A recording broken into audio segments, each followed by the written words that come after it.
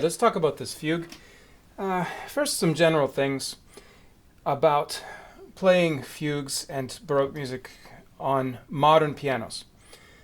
Of course, Bach and his contemporaries didn't know anything about the modern piano, didn't imagine it, didn't write for it.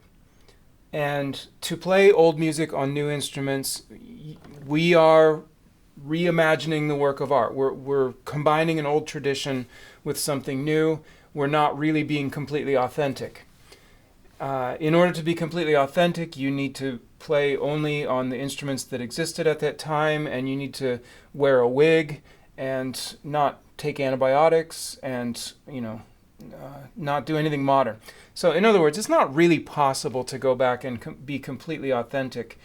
What we can do is make informed choices about what parts of what traditions do I want to engage with. And so I'm accepting the modern instrument and its sound, and I'm bringing Bach forward in time and rethinking it and reimagining it on a modern instrument, and that is a legitimate form of art.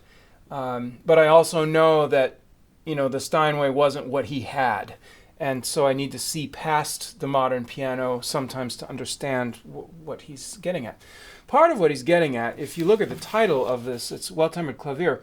Clavier is a general term for any keyboard instrument, and so it's harpsichord, clavichord, organ, and things within those families. Well, these are very different instruments. The clavichord is a very small tabletop, almost laptop size keyboard that had a tiny little sound, and the key was just a little seesaw, and it would poke the string with a little brass kind of like flathead screwdriver, and it actually would stay in contact with the string, so you could actually vibrato the string. It's quite cool. However, it had almost no sustain and almost no volume. It was really for playing for people who were sitting right there next to you. Even across the room, it doesn't carry very well. Harpsichord, of course, has more power, more sustain, but it has no dynamic range on the individual key. You can, if it has multiple sets of strings, you can couple those and get layers of sound, but within one phrase, you're not going to have a rise and fall of sound. Everything's equal. Then, of course, the modern piano has, of course, the variability of touch as well as pedal and tons of sustain and a huge range. So what I think Bach is getting at in this music, in all of his keyboard music actually, is not the characteristics necessarily of any one kind of instrument. Yes, in the organ literature, and sometimes he does things specific for harpsichords, but in Well-Timed Clavier, it's very general music for any keyboard instrument, so it's not about the qualities of a harpsichord or the qualities of an organ or the qualities of a clavichord. It is about the development of these musical ideas. It's almost like an ideal abstract music, not written really for any instrument, just kind of written for God. Like those gargoyles they would carve that no one could see, only God could see them. So it's like music, only God can hear it. And we do the best we can with the instruments at our disposal. So what that says to me is there are not strict rules about what I may and may not do regarding articulation, dynamics, pedal, doubling at the octave. All of these things are permissible. Not everything's necessarily beneficial, but I'm going to think about this and make choices accordingly. One thing I do is, since I'm going to play this on the piano, I'm going to go ahead and play the modern piano like a piano, and I'm going to do things that sound good on a piano. I'm not going to try to play it like a harpsichord. I have a harpsichord. It's right over there next to the piano. And if I play the harpsichord, it will sound a lot like a harpsichord because it is a harpsichord. If I play the piano, it will sound a lot like a piano because it is a piano. So the idea that you develop a harpsichord touch, or the piano's not allowed because of harpsichord, to me this is silly. If that's what you want, go play a harpsichord. It'll sound better. So if you're going to play the piano, go ahead and play it on the piano. Granted, there are wonderful artists who make decisions not to use pedal.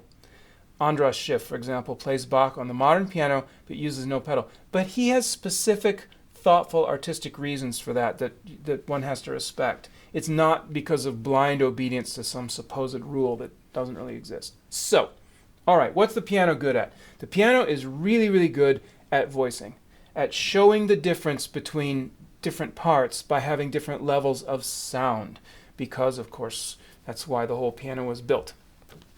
Therefore, when these fugue subjects come in, I am going to make sure to voice the new entrance with more sound. So let me play a little bit and show what that would be like.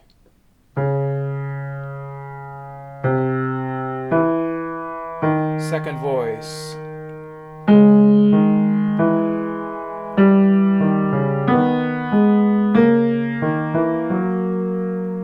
Third voice.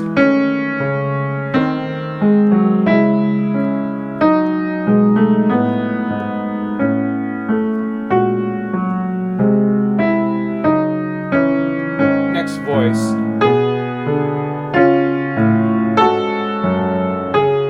Next one.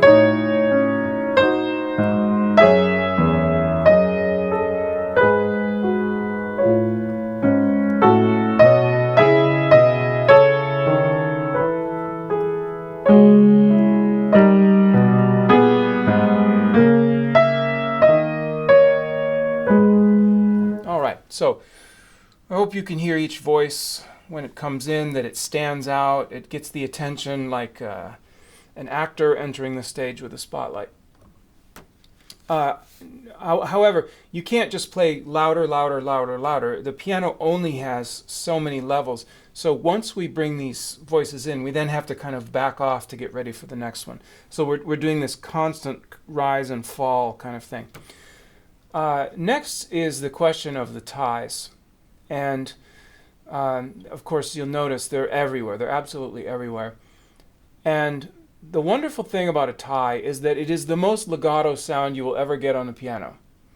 Because every other sound you get is struck, hammer striking string. But a tie is a sound already resonating. And so it has no bump at the beginning. It's very, very legato. So this wonderful moment here, this is from 8 into 9, where we have a B in the center voice tied over the bar line. I'm going to make sure, first of all, to hold that note. Second, to, when I play it, give it a little extra sound so that it sustains. Third, when the other voices come against it, back off so that it all balances out a little bit. Let me back off and play this for you.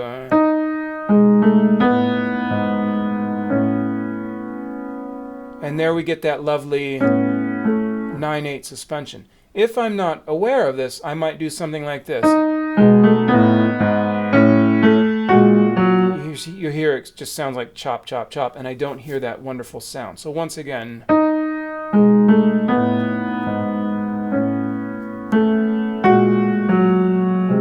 And maybe the F sharp over the bar line. That's pretty cool. My favorite one is down here, 16 into 17. We have a B over the bar line, and that creates a really interesting dissonance with the following measure. So this is 16.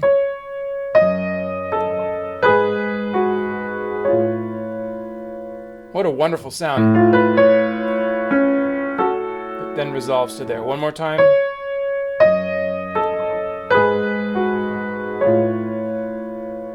And you hear the B kind of melt into the following chord. That's a really great sound. Of course, there's ties here, suspension. I like to take care of all of those guys. So, last thing I want to mention today is the use of the pedal. Here in this particular section, I would use the pedal for two purposes. One is the general resonance of the piano. A single note sounds very different if you play it without any pedal versus if you hold the pedal down and now play into the open pedal. All right, I don't know if that transfers through this microphone and through your computer, but here in the room it's very, very different. It gives it a luminosity. So whenever there is a long harmony that sustains, I will give it a little pedal to let it ring.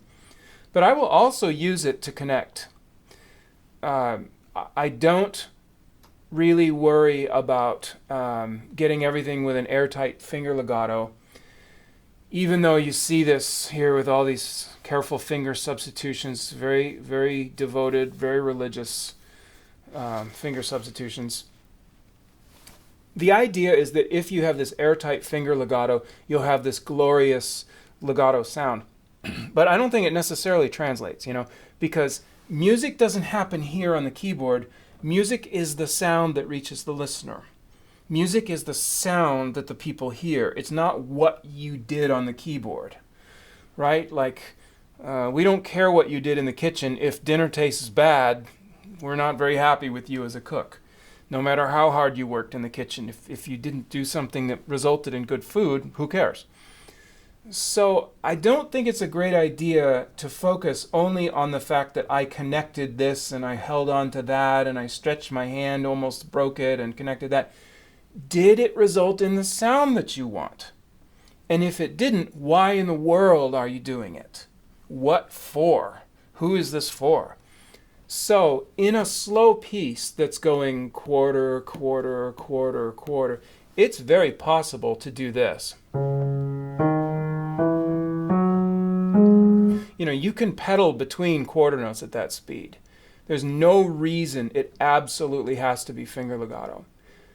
Yes, for holding ties and for certain situations, yeah, we would do that, but not as an act of across-the-board policy. Instead, I would take every situation on its own terms and play accordingly. So, yeah, I use pedal constantly. What I would not do is pedal through any stepwise motion that obscures the harmonic clarity of what's going on. So we would not have anything like that, and not even this. Absolutely not. So here's the sound of playing with pedal, but being very aware of harmonic progression.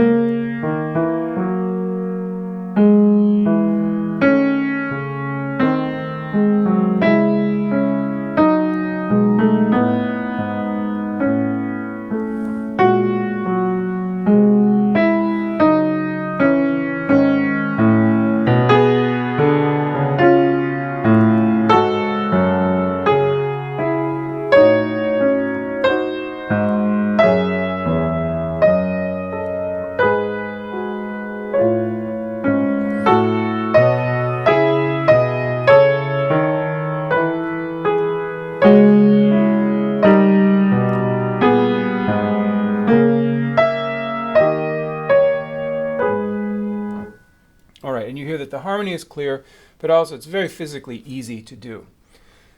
I guess I should mention one other thing. Sometimes we have these long ties. For example, 22, 23, 24, this high B. On some pianos in some rooms, no matter what you do, you will not have any sound left on that B. So here,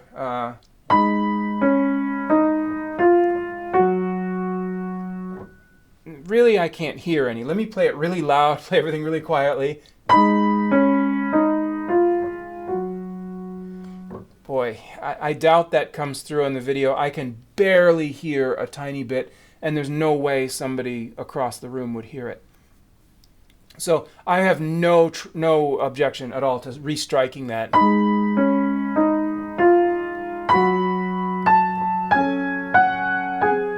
All right, it's a beautiful suspension. Remember, Bach was not writing for the instrument. He's not worrying about whether the harpsichord or the clavichord can sustain this. The organ obviously would. He's writing just kind of like for this ideal, like I said, he's kind of writing for God.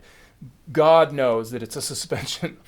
And so if we have to translate that into a little bit more clarity for human listeners, we go ahead and do that. So the point is, I am going to take responsibility for understanding and producing the sound. I'm not just obediently doing what I think the rules are and paying no attention to the sound. Okay? So you try this wonderful exposition. if you want to comment on maybe challenges that you find, wonderful things that you discover as you play it, that's great. And then next time we'll head off deeper into the woods and see what we find. Okay, ciao.